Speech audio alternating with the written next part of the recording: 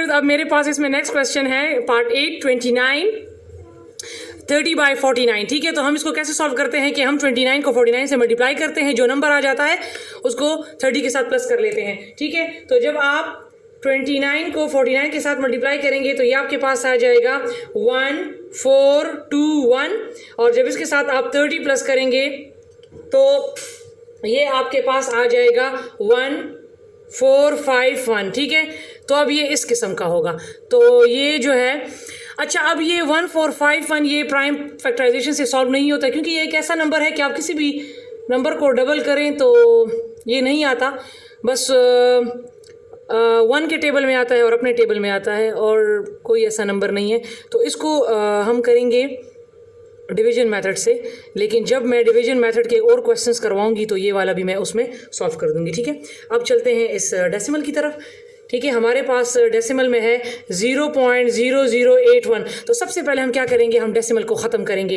तो डेसिमल को ख़त्म करने के लिए यहाँ मैंने 1 लगाया, ये 1 2 3 4 डिजिट्स लगा दिए, तो ये मेरे पास आ गया 81/10,000, क्योंकि इस साइड पे 0 का कोई मतलब नहीं होता। अब हम इसको करेंगे प्राइम फैक्टराइजेशन से सॉल्व। अब ये मेरे पास आ गया 81, इसको पहले आप लेकर जाएं 3 पे, 32 time 6, 37 time 21, 39 time 27, 33 time 9 and 31 time 3। ठीक है, अब जो है 10,000 इसको करें 4, तो ये इसके एंड में क्या है 0। ठीक है, तो ये जो है 2 पर जाता है। 2 5s are 10, 3 0 as it is, 2 2s are 4, एक कैरी हो गया, 2 5s are 10, 2 0 as it is, 2 1s are 2, 2 2s are 4, एक कैरी हो गया, 2 5s are 10 0, फिर 2 6s are 12, 2 2s are 4, 2 5s are 10। अब देखें इसके एंड में 5 है, अब ये ना 2 पे जाएगा और ना 3 पे जाएगा, तो देखिए जिस नंबर के एंड में 0 आ जाए या 5 आ जाए तो वो 5 के टेबल पर जाता है। हम इसको भी 5 के टेबल पर डायरेक्ट कर सकते थे। ठीक है, इसको आप 5 पर भी कर सकते थे, तो बस मैंने इसको 2 पर कर लिया है। अब यहाँ पर जाके मैं इसको 5 पर कर लेती हूँ। ठीक है, तो ये आ जाएगा 5 1 टाइम 5, 5 2 टाइम 10 एंड 5 5 टाइम 25। ठीक है, फिर है 5 2 time 10 and 5 5 time 25, 5 5 time 25 and 5 1 time 5। अब हम पहले 81 का क्या ले लेते हैं, स्क्वायर रूट, और उसके बाद 1000 10,000 का। तो 81 के प्राइम फैक्टर्स क्या आए हैं, 3 3 3 3, और उसके क्या आए हैं 2 2 10,000 के, 2 2 5 5 5 एंड 5। अब इसको आप लिख लें इंडेक्स फॉर्म में, 3 raised to power 2 और ये 3 raised to power 2। अब 2 raised to power 2, 2 raised to power 2 इसका मैंने ले लिया, फिर इसका, अब इसका लूँगी 5 raised to power 2 और ये 5 raised to power 2। अब इसको आप अलग अलग लिख लें ताकि मैं इसको स्क्वायर रूट के साथ कैंसिल कर सकूं। तो ये हो जाएगा 3 raised to power 2 और ये भी 3 raised to power 2। इसी तरह नीचे 2 raised to power 2, 2 raised to power 2, 5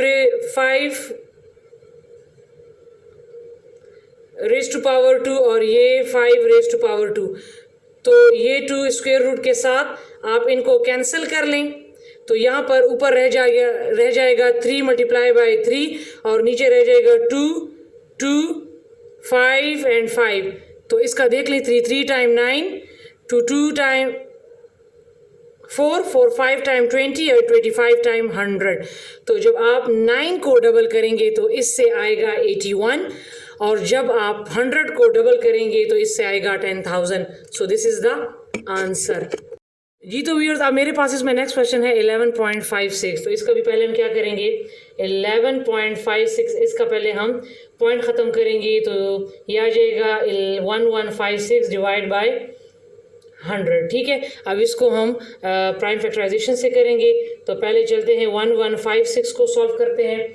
तो ये आपके पास, हम इसको पहले 2 पे लेकर जाते हैं, 2 5s are 10, 2 7 टाइम 14, 2 8 टाइम 16, फिर 2 पे 2 2 टाइम 4, 2 8 टाइम 16 एंड 2 9 टाइम 18। लेकिन ये अब दोबारा यहाँ पर मसला है कि अब आपने थोड़ा सा बड़ा नंबर देखना है जिसका स्क्वायर लें तो 289 आए, तो ये हमारे पास 17 है, 17 टाइम एंड 17 1 टाइम।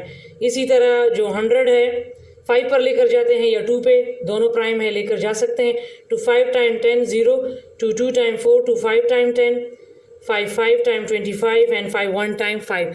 अब हम इसका स्क्वायर रूट लेते हैं, तो 1 1 5 6 के जो प्राइम फैक्टर्स आए हैं वो हैं 2 2 17 17 और 100 के आए हैं 2 2 5 5। अब इसको इंडेक्स फॉर्म में लिखते हैं, तो ये आ जाएगा 2 raise to power 2, 17 raise to power 2। इसका आ जाएगा 2 रेज़ टू पावर 2 और 5 रेज़ टू पावर 2। अब आप इसको अलग अलग लिख लें ताकि इसकी कैंसलेशन हो जाए स्क्वायर रूट के साथ।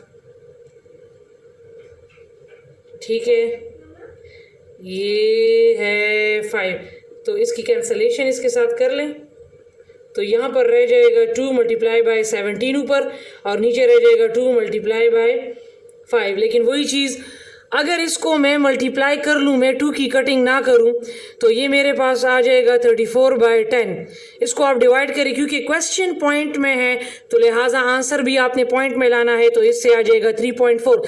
तो इस लिहाज से तो इसका आंसर ठीक है। लेकिन इन्होंने क्या किया है कि अगर फिर बुक के लिहाज से देखें तो अगर हम 2 2 कैंसिल कर लें तो फिर यहाँ पर आ जाएगा 17 बाय 5। ठीक है, लेकिन अगर हम 17 को डबल करें तो हमारे पास 1156 नहीं आता, 5 को डबल करें तो 100 नहीं आता। ठीक है, लेकिन अगर हम इसको डिवाइड करें तो वही हमारे पास 3.4 आता है। तो लिहाजा जब हम डेसिमल में आंसर लाएंगे तो दोनों का सेम आएगा। लेकिन अगर आप इसको देखें कि स्क्वायर रूट जो है वो किस चीज़ का बन रहा है, तो वो 17 5 का नहीं बन रहा, बल्कि वो बन रहा है 34 और 10 का बन रहा है। ठीक है, तो फिर आप टेस्ट में देख लें कि आपको ये दिया है, ये दिया है या ये दिया है, तो अकॉर्डिंग टू दैट फिर आप उसको टिक कर लें। अच्छा व्यूअर्स, इसमें जो लास्ट क्वेश्चन है वो नॉट पॉसिबल है, क्योंकि वो किसी लिहाज से वो सॉल्व नहीं होता। ठीक है, तो ये था हमारा क्वेश्चन नंबर 1।